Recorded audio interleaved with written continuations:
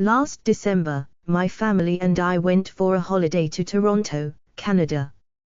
We went to visit my uncle and his family who had migrated to Canada 5 years ago. It was a very when we arrived at Toronto International Airport.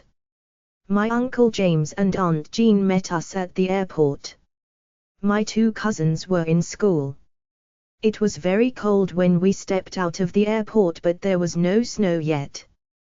When we reached my uncle's house, we were so tired that we immediately went to bed. It was already quite dark even though it was only 6 o'clock in the evening. My parents got up for dinner, but my brother and I slept on until the next morning. When we woke up the next morning, we discovered to our delight that it had snowed heavily the previous night. When we looked out of the window, the whole world seemed to be dusted with a thick layer of white powder.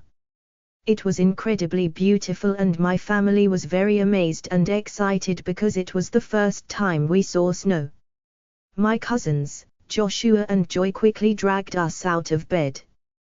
They shouted excitedly that they were going to show us how to build a snowman. The only snowmen my brother and I had seen were in illustrations and comics. We went into the garden, which was quite big and full of thick snow. The snow was so thick that we almost sank to our ankles walking on it. It felt soft and smooth, almost like talcum powder, but it was very cold. My parents and my uncle and aunt were busy trying to clear the driveway, where there was a thick layer of snow. My cousin Joshua, who was the eldest and strongest, showed us how a snowman was built. It was a lot of hard work. Firstly, we had to pack snow tightly into balls.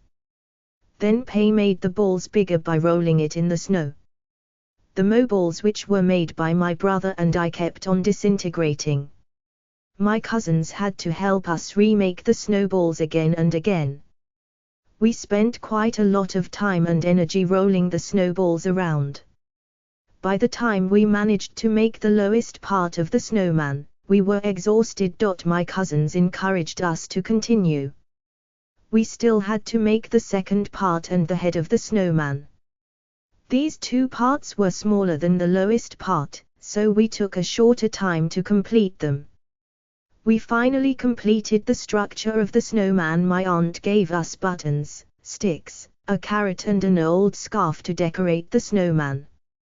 We used 2 buttons for the snowman's eyes, the sticks for his arms, the carrot for his nose and a little piece of twig for his mouth. We put the scarf around him and stuck the rest of the buttons on his chest. We also got a cap to put on his head. We cheered loudly when we saw our snowman. He looked really cute, exactly like the snowmen we see in books and on television. It continued to snow for the rest of our stay in Toronto. We built 2 more snowmen and we also engaged in snowball fights with our cousins. We also went sightseeing around Toronto. Before we knew it, 2 weeks had passed and we came to the end of our holidays. We were very sad to go back to Singapore because it had been a truly enjoyable holiday despite the cold weather.